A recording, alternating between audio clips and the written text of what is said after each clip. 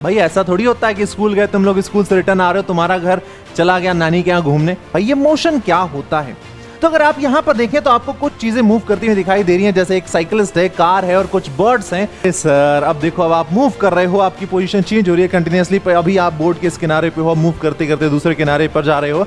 Window से बाहर देखो, अगर कोई चीज मोशन में दिख रही है तो फटाफट वो कमेंट बॉक्स में बताते जाओ। हेलो चैंपियंस, स्वागत है आप सभी का नाइन्थ नाइट्स बैन एकेडमी पर। मैं हूं आपका दोस्त आलोक चौबे और आज हम करने वाले हैं मोशन चैप्टर एक बहुत ही अलग और बेहतरीन तरीके से। तो चलिए शुरुआत करते हैं इस मोशन चैप्टर की और सबसे पहले हम डिस्कस करते हैं कि भाई ये मोशन क्या होता है।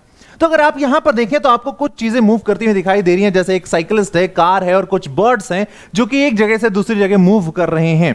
तो बहुत ही सिंपल और सरल शब्दों में हम कह सकते हैं anything which changes its position with respect to time according to its surrounding, वो चीज मोशन में। जैसे अगर मैं अभी आपसे पूछूं कि क्या मैं रेस्ट में हूं या मोशन में हूं, तो आप कहेंगे सर आप अपनी पोजीशन तो बदल ही नहीं रहे हो, वहीं के वहीं खड़े हो, तो मतलब आप रेस्ट में हो। अच्छा अब बोलो, अरे सर अब देखो, अब आप मूव कर रहे हो, आपकी पोजीशन चेंज हो रही है कंटिन्यूअसली। अभी आप बोर्ड के इस किनारे पे हो, मूव करते करते दूसरे किनारे पर जा रहे हो। It means you are changing your position continuously with time. इसका मतलब आप मोशन में हैं, जैसे कि ये ऑब्जेक्ट। अब एक काम करो, आप अपने आसपास अभी इस लेक्चर को देखते देखते अपने आसपास देखो और जरा देख के मुझे बताओ कि कौन सी वो चीजें हैं जो कि अभी आपको मोशन में दिखाई दे रही हैं। बहुत सारी चीजें हो सकती हैं, जैसे आप अपने रूम में हो तो आपको फैन मोशन में दिखाई दे सकता है। विंडो से बाहर देखो, अगर कोई चीज मोशन में दिख रही है तो फटाफट वो कमेंट बॉक्स में बताते जाओ।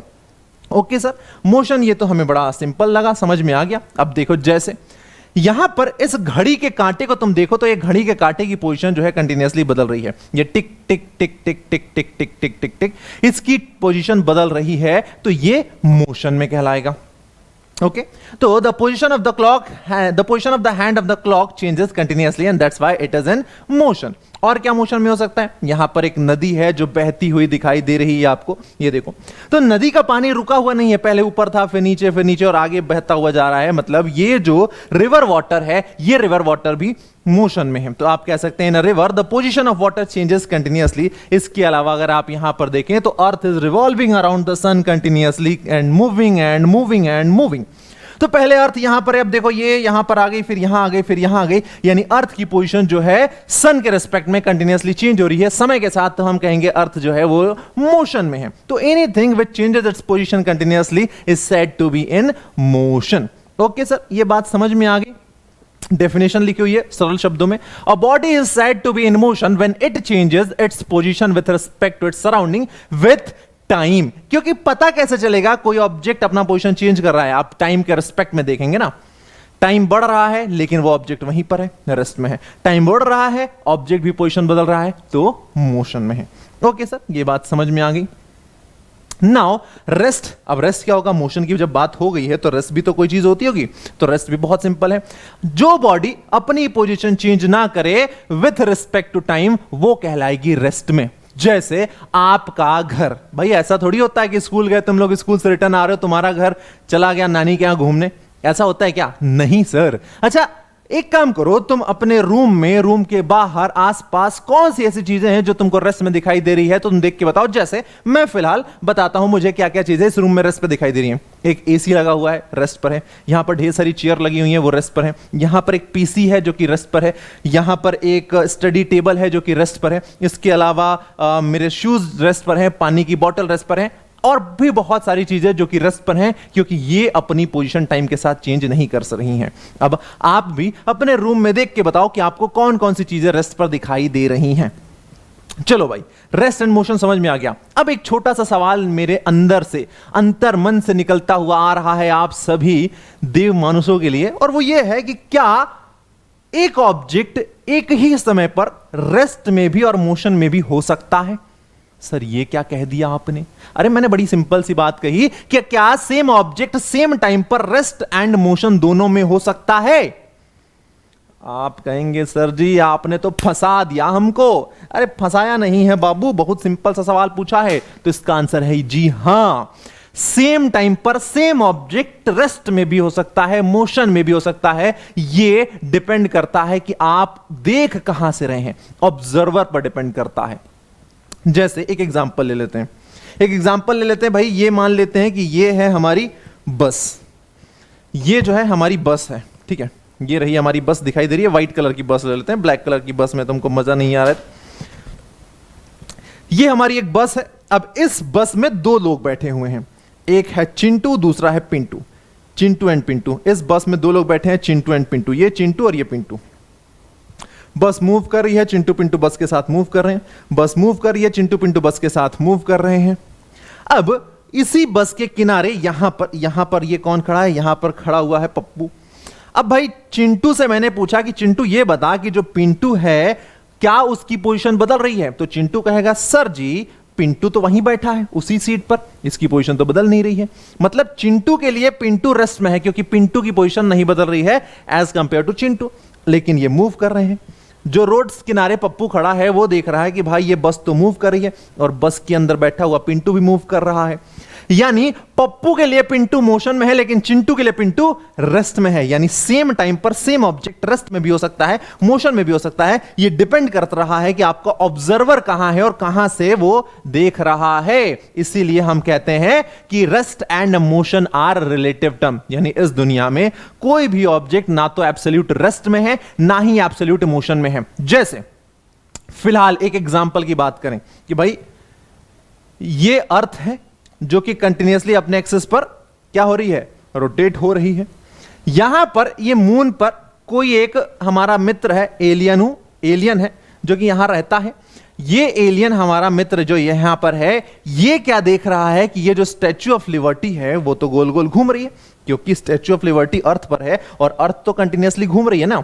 तो अर्थ के साथ साथ ये स्टैच्यू ऑफ लिबर्टी भी घूम रही है। तो इस एलियन के लिए ये स्टैच्यू ऑफ लिबर्टी मोशन में है। लेकिन आप और मैं जब हम अमेरिका या कहां, ये जहां पर भी है, कहां पर है ये स्टैच्यू ऑफ लिबर्टी? चलिए एक एसएसटी का सवाल है, स्टैच्यू ऑफ लिबर्टी कहां पर है? इसका पहले तो आंसर बताओ।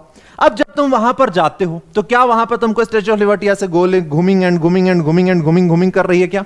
नहीं। यानी जो व्यक्ति अर्थ पर रह रहे हैं उन सभी के लिए ये रेस्ट पर है, लेकिन अर्थ से बाहर एक एलियन है, इसके लिए तो ये मोशन में है ना, क्योंकि अर्थ कंटिन्यूअसली मोशन में और अर्थ पर जितनी भी चीजें वो मोशन में। तो वैसे ही आप सभी के लिए मैं रेस्ट पे हूं लेकिन इस एलियन के लिए मैं मोशन में हूं। तो समझ में आया? सेम टाइम पर सेम ऑब्जेक्ट रेस्ट में भी हो सकता है, मोशन में भी हो सकता है। ये डिपेंड करता है कि ऑब्जर्वर कहां है। A body can be moving for one observer and at the same time at rest for another observer and that's why motion is relative, जो कि डिपेंड करता है ऑब्जर्वर पर। ओके सर, बात ये हमको समझ में आ गई। अब डेफिनेशन, क्योंकि भाई मैडम को डेफिनेशन भी चाहिए, लो डेफिनेशन तीनों मोशन की definition. A body is said to be in motion if it changes its position with respect to its surrounding with time. A body is said to be at rest if it does not change its position with respect to surrounding with its time. A body can be moving for one observer and at the same time at rest for another observer. ये आपकी कुछ important definition है जो कि आप लोगों के काम आने वाली है। Now, uniform and non uniform motion का मतलब क्या होता है? तो देखो,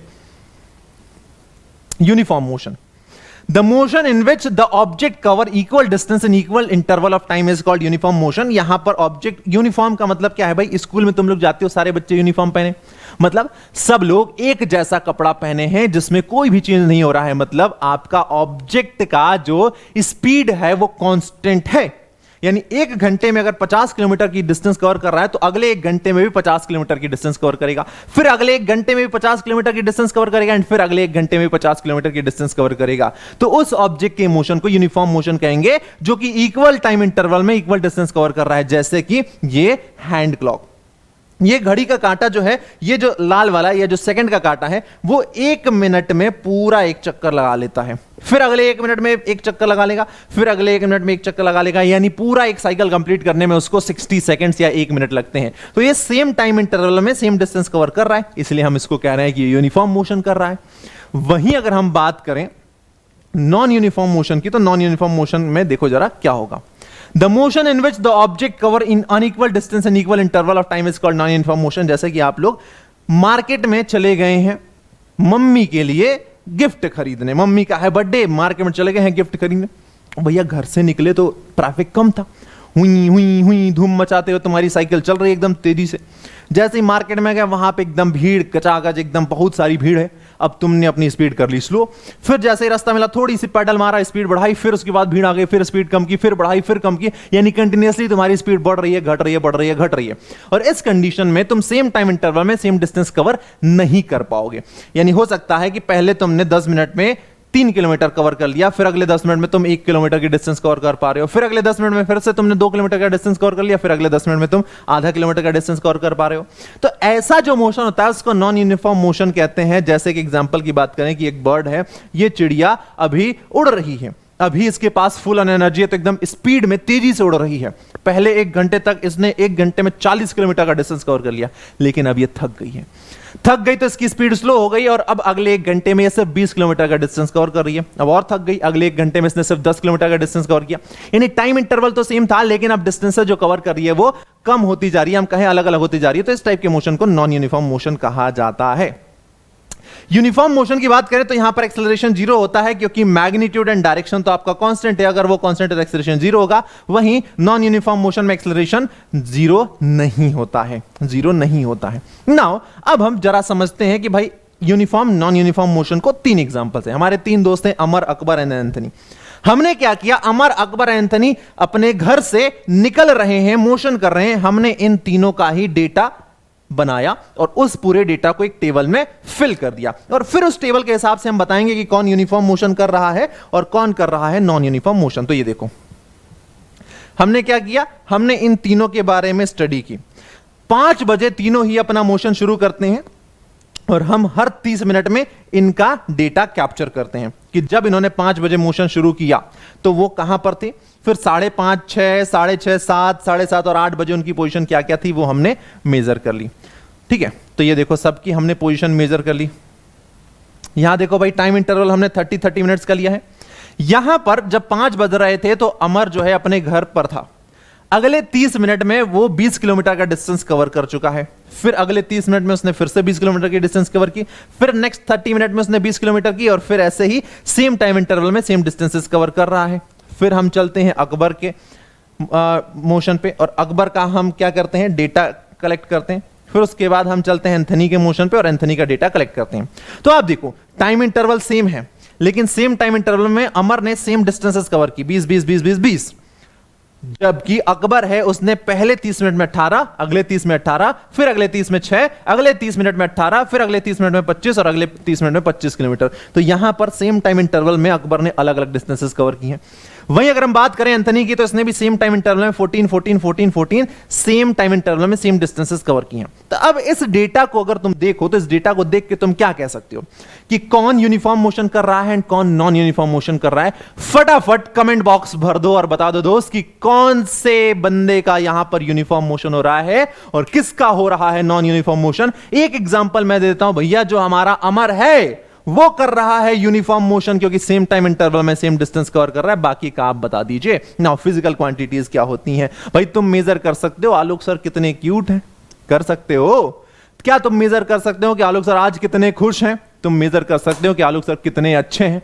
तुम क्या मेजर कर सकते हो आलोक सर कितने प्यारे हैं? हाँ या ना? अरे बोल दो हाँ या ना। क्या तुम मेजर कर सकते हो? सारे बच्चे कहेंगे ना। क्या तुम मेजर कर सकते हो सर कितने लंबे हैं? हाँ सर, इंची टेप लेके आएंगे, पूरा आपको ऊपर से नीचे तक नाप देंगे। क्या तुम मेजर कर सकते हो सर कितने भारी है? हाँ सर, तराजू लेके आएंगे, आपको बैठा के तोल देंगे। मेजर कर सकते हैं। तो वो सारी चीजें जो कि मेजर की जा सकती हैं उनको फिजिकल क्वांटिटी कहते हैं। जैसे कि वेट हो गया, जैसे कि लेंथ हो गया, जैसे टेम्परेचर हो गया, जैसे कि टाइम हो गया। ये सारी फिजिकल क्वांटिटीज कहलाती हैं। Anything which can be measured in known as physical quantity. Now distance and displacement की बात समझते हैं। क्या होता है डिस्टेंस एंड डिस्प्लेसमेंट? तो भैया आजकल आईपीएल चल रहा है, आईपीएल का एकदम माहौल है। यहां पर देखो एक ग्राउंड है, एक ग्राउंड में यहां पर हमारा एक स्प्रिंटर है, एक रनर है जो कि यहां से शुरुआत करता है ए से, और ये देखो ये दौड़ता हुआ पूरा सर्कल, आधा सर्कल लगा के आ जाता है पॉइंट बी पर। अब अगर मैं पूछूं कि इसने एक्चुअल कितना पाथ कवर किया तो तुम क्या करोगे? ये जो पूरा पाथ लेंथ है तुमने मेजर कर लिया। यहां ए से स्टार्ट किया, ग्राउंड को गोल गोल घूमते हुए ये पॉइंट बी पर आया। इसने एक्चुअल पाथ लेंथ जो कवर किया वो 250 मीटर था, लेकिन ए और बी के बीच का शॉर्टेस्ट डिस्टेंस अगर मैं निकालूं तो वो क्या हो जाएगा? वो एक स्ट्रेट लाइन होगी जो कि होगी कम। तो ये वाला जो पूरा सेमी सर्कुलर पाथ है, ये कहलाएगा distance. The actual path length covered by an object is known as distance and the shortest distance between initial and final point is known as displacement. समझ में आया? अच्छा, अब उसने क्या किया, पूरा सर्कल कंप्लीट कर लिया, ए से मूव करना स्टार्ट किया और वापस वो ए पर ही पहुंच गया। तो डिस्टेंस कितना हो गया? एक्चुअल पाथ लेंथ कवर्ड, जो कि हो जाएगा 2πr। लेकिन इनिशियल पॉइंट भी ए, फाइनल पॉइंट भी ए, तो डिस्प्लेसमेंट कितना हो जाएगा? 0, क्योंकि displacement is shortest distance between initial and final point, जो कि 0 हो जाएगा। सर जी समझ में आ गया। नाउ स्पीड क्या होता है? तो स्पीड होता है rate of change of distance, यानी 1 सेकंड में ऑब्जेक्ट ने कितना डिस्टेंस कवर किया। वेलोसिटी होता है rate of change of displacement, 1 second में ऑब्जेक्ट ने कितना डिस्प्लेसमेंट कवर किया। स्पीड स्केलर क्वांटिटी है, वेलोसिटी है vector quantity. Speed scalar, velocity है वेक्टर क्वांटिटी, दोनों की ऐसा यूनिट सेम होती है मीटर पर सेकंड। इसका फॉर्मूला डिस्टेंस अपॉन टाइम है, इसका फॉर्मूला होता है वेलोसिटी अपॉन टाइम। स्पीड की बात करें तो स्पीड जो है या तो बराबर या फिर बड़ा होगा वेलोसिटी से, और वहीं हम बात करें वेलोसिटी की, वो या तो स्पीड के बराबर होगा या फिर उससे छोटा होगा। स्पीड हमेशा आपका पॉजिटिव होगा, लेकिन velocity positive and negative and zero भी हो सकता है। So this is it for the today's class. I hope कि आपको समझ में आया होगा। एक बार कमेंट करके फटाफट बता दीजिए कि कैसा लगा आज का लेक्चर, क्योंकि अब इसी तरीके से हम आपके सारे चैप्टर्स को निपटाने वाले हैं, full on animation and full on मस्ती के साथ। तो मुलाकात होगी अब आपसे नेक्स्ट क्लास में, तब तक पढ़ते हैं, अपना ख्याल रखें, tata bye bye, thank you very much, love you all.